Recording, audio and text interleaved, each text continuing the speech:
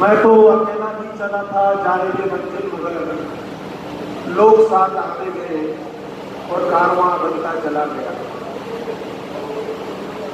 कहा जाता है, मैं अपना परिचय ले लूँ, मैं मकबूल खान अस्तखानी, मूल गांव सावटा, वर्तमान में मैं जोधपुर में इतिहास लेक्चर के पद पर कार्यरत हूँ। और आज इतिहास लेखन की जो एक बहुत बड़ी महती जिम्मेदारी हम नाचीब को या फानी शख्स को दी गई है। पहले तो सभी बुजुर्गों दोस्तों को मैं विश्वास दिलाता हूँ कि जितना हो सकेगा हम इसको लिपिबद्ध करने में आप सबके सहयोग से उसे पूरा मुकम्मल करेंगे। इतिहास का शाब्दिक अर्थ होता है, ऐसा निश्चित रूप से हुआ था। यानी इतिहास कोई कल्पना नहीं है, इतिहास टिकी होती है स्रोत पे, एविडेंस पे। इतिहास में एक भी लाइन ऐसी नहीं होती है जो कपोल कल्पना होती है। तो जब हम इतिहास का लेखन करेंगे तो निश्चित रूप से हम बिना सोर्स के एक भी बात उसमें नहीं लिखेंगे। Colonel Tod annals and antiquity जो राजस्थान में क्या कहता है खोखरों के इतिहास के बारे में, southern and western history of Rajputana, ये भी कर्नल टोड की करीब 600 पेज की किताब है। उसमें भी कुछ सामग्री मैंने इकट्ठी की है जो खोखरों से रिलेटेड है। मोहन लाल गुप्ता, इनकी किताब है खोखर बड़ा भूरा की, करीब 30 पन्नों की किताब है, छोटी सी, लेकिन हमारे शहीद गाजी खान जी खोखर, इनको याद करते हुए ये एक छोटी सी किताब लिखी गई है। तो हमारा जो इतिहास का लेखन होगा वो पूर्णतः स्रोत पे, एविडेंस पे आधारित होगा। दूसरी बात मैं आपसे करना चाहूंगा कि निश्चित रूप से खोखरों का इतिहास गौरवशाली है और हमारा ये मानना है कि हम लोग प्योर मुस्लिम हैं। हमारा हजरत अली से सजरा मिलता है, लेकिन इनके सोर्स हम ढूंढेंगे और सोर्स के आधार पर ही आगे बात लिखी जाएगी कि फलाना हदीस में यह लिखा हुआ है, तिमरजी में यह लिखा हुआ है, या अली वंश के खानदान के अंदर खोखर का सजरा कहां से बेच हो रहा है। देखा जाए तो खोखर पूरे विश्व में है। आप इराक चले जाएं, ईरान चले जाएं, सऊदी अरेबिया चले जाएं, पाकिस्तान में बड़े बड़े पदों पे खोखर है। तो पहले तो ये मानना भूल जाइए कि हम एक छोटी और एक कम नकारा एक ऐसी कौम है जो जिसका कम संख्या, ऐसा कुछ नहीं है। 1857 की क्रांति में हमारे बहुत सारे रहनुमा खोखर सरदार शहीद हुए, जिसमें हमारी संख्या कम हो गई। और एक वक्त ऐसा आया कि कायम सिंह राठौड़ के नेतृत्व में कायम खाने बने। जब ये राजपूत मुस्लिम बने तो कोई भी उनको अपनी बेटी देना नहीं चाह रहा था, इसका राजपूत लोग। तो सबसे पहले खोखरों ने उनसे बेटी व्यवहार किया, ये कई जगह उल्लेख मिलता है। तब अगर हम लोग उनको बेटी नहीं देते तो हो सकता है वो वापस राजपूत बन जाते। और उसके बाद हमारा रिश्ता कैम खानियों से कह सकते हैं पानी और दूध की तरह, और बहुत अच्छा रिश्ता है और ये रिश्ता हमेशा इंशाल्लाह बना रहेगा। इसके तोड़ने की कोई बात नहीं हो रही। लेकिन साबिर साहब ने एक बात कही, भ्रांति हो रही है। भ्रांति मतलब लोग बात करते हैं आप क्या करने जा रहे हो, क्या आप क्या खाने से अलग जा रहे हो, ऐसा कुछ नहीं है। हम उसी पाठ के रूप में काम करेंगे, लेकिन इतिहास लेखन केवल और केवल और केवल खोखरों का होगा। खोखरों का जो प्योर इतिहास है वो हम रखेंगे और वो ऐसे स्रोतों के साथ रखेंगे कि कोई भी उस पर अंगुली नहीं उठा सकेगा कि ये बात आप कहां से लाए। कहते हैं जब कोई काम आप शुरू करते हैं तो पहले लोग आपका हंसते हैं, फिर आपसे लड़ते हैं, फिर वो आपको इग्नोर करते हैं, नजरअंदाज करते हैं, और एक दिन ऐसा आता है कि वो आपके साथ हो जाते हैं। तो बहुत ही बड़ा काम है, हम यहाँ पे इकट्ठे हो गए हैं, मैं तो कहता हूँ आधा काम हो गया। कहा जाता है कि well beginning is half done. अगर आपका कार्य अच्छा शुरू हो गया है तो समझ लो आपका काम पूरा हो गया है। ये भी कहावत है कि 11 ठोकर और 12 हुक्का फिर भी दुक्कम दुक्का। और ऐसा मैंने सुना था बुजुर्गों से कि जब जब ठोकरों की मीटिंग हुई लड़के बाहर निकले, और बेगाना में भी अंदेशा था कि हाँ इकट्ठे तो हो रहे हैं और होगा क्या। अल्लाह का शुक्र है बहुत ही कामयाब मीटिंग हुई, और ये मीटिंग भी बिल्कुल सही दिशा में जा रही है। आप अपने विचार रखिए, नुसरत साहब का विचार बिल्कुल सही है। हमको कैंप खानी ज्यादा गिनते नहीं है, ये हम सब जानते हैं। हाँ वो हमसे बेटी ले लेंगे, कई बार बेटी कम देते हैं, अवॉइड ही करते हैं। हाँ अफसर बन गया, अच्छी पोस्ट पे हो गया तो वो बेटी दे देंगे, वरना एक थोड़ा सा सोतेला व्यवहार है। वजह क्या है? हमारा इतिहास नहीं है। कहा जाता है कि होश करो खो करो, दास्तां भी नहीं मिलेगी दास्तानों में।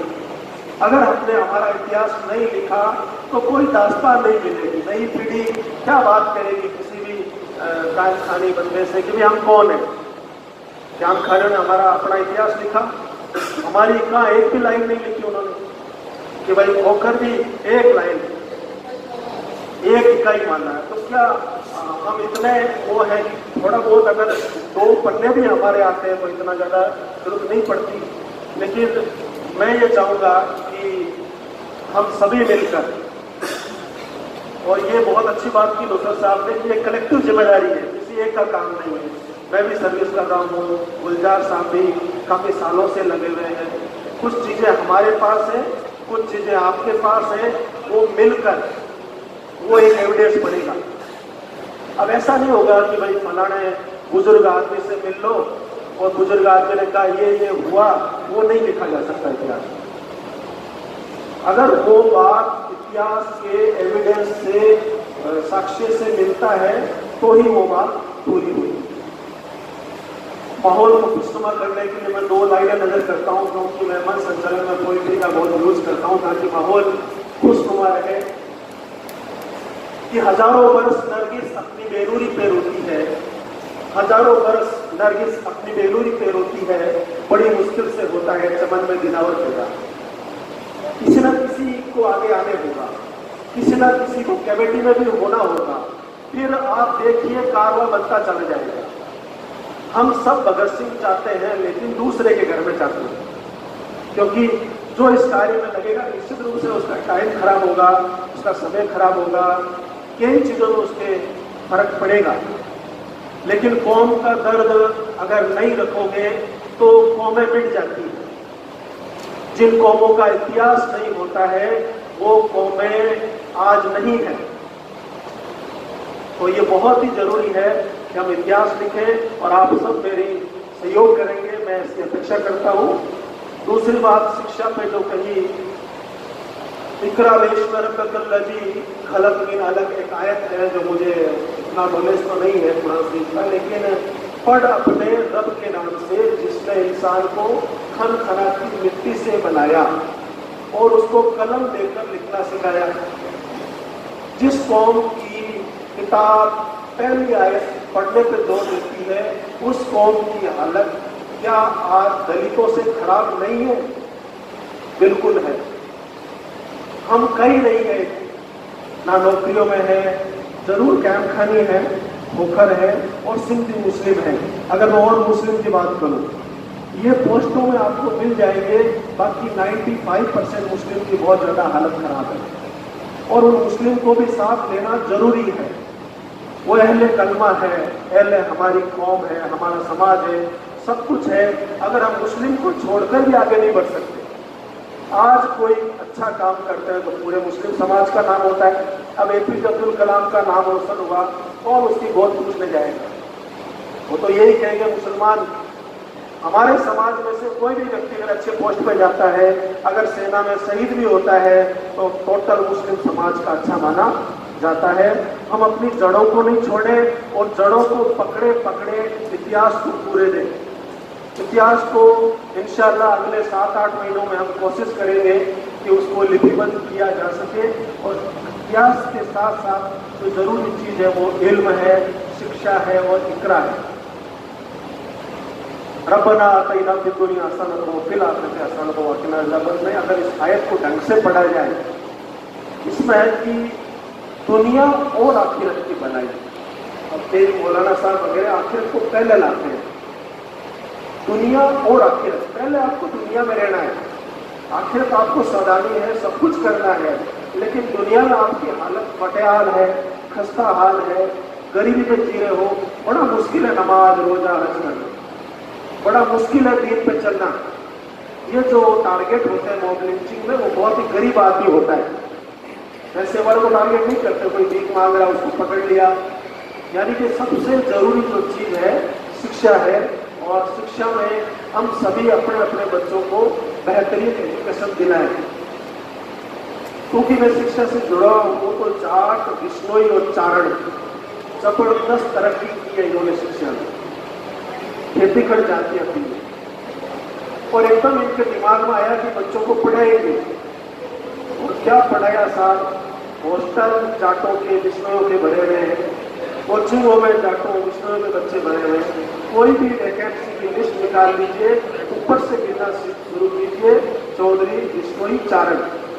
अपना अपन ढूंढते हैं, हालांकि हम सब मुस्लिम ढूंढते हैं, मैं भी ढूंढता हूँ, आप भी ढूंढते हैं, क्या पता कोई खास मिल जाए, खुशी होती है, 1 या 2 मिल जाए, नहीं मिले नहीं मिले, और वो बच्चा गया है तो अपने दम पे गया। तो आमीन साहब जो उपाध्यक्ष हैं, छावटा गांव के हैं, इन्होंने कुछ सुझाव दिए हैं और शिक्षा से जुड़े हुए हैं, तो मैं 2-4 पढ़ूंगा और बड़े अच्छे सुझाव लगे मुझे।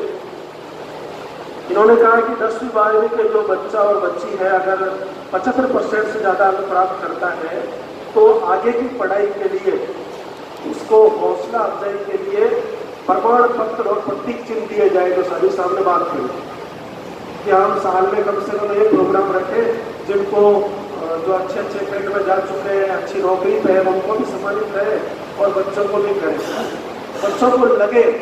क्योंकि आपको यकीन नहीं होगा, मैं खुद कैद खानी हॉस्टल में पीछे बैठ के सुनता था, मेरा भाई भी सुनता था, करामत अली खान अभी कैप्टन है।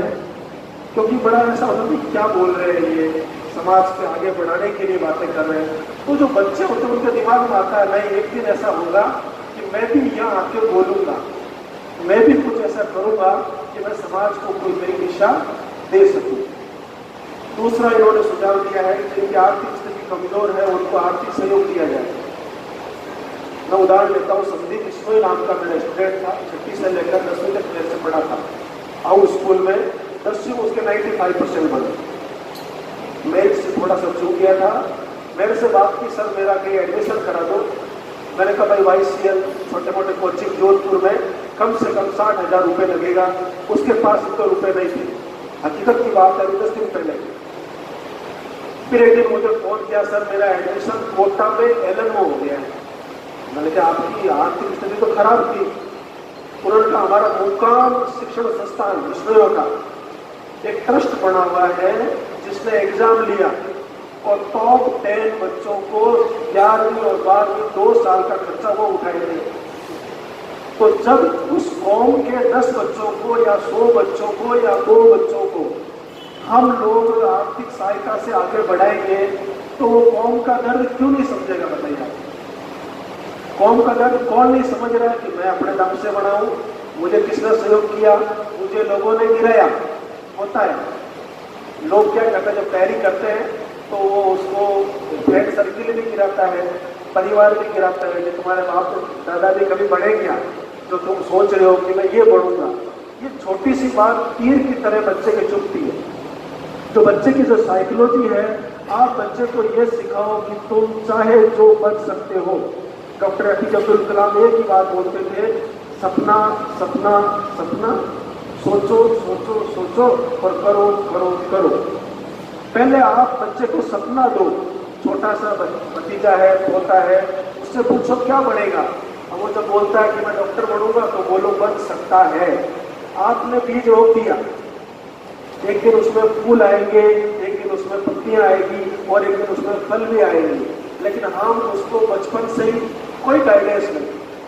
कोई बच्चा बीकॉम कर रहा है, बीएससी कर रहा है, क्या करूं आगे, तो गाइडेंस के लिए मैं ये चाहता हूँ, ये मेरा सुझाव है कि अभी तो कमेटी बन रही है और एक अच्छी आर्थिक रूप से हम विकसित हो जाएं और एक जमीन लें जयपुर में, जोधपुर में, कहीं पर भी हमें खरीदनी पड़ेगी।